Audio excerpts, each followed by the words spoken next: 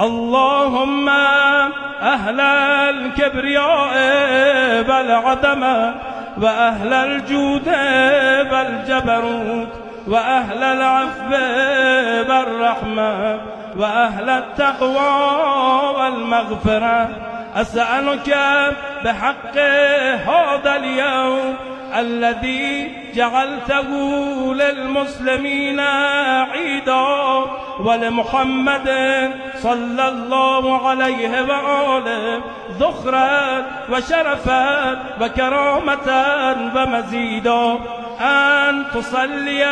على محمد وآل محمد، وأن تدخلني في كل خير أدخلت فيه محمدا وآل محمد، وأن تخرجني من كل سوء أخرجت منه محمدا وآل محمد، صلواتك عليه وعليهم. اللهم إني أسألك خير ما سألك به عبادك الصالحون، وأعوذ بك مما استعاذ منه عبادك المخلصون.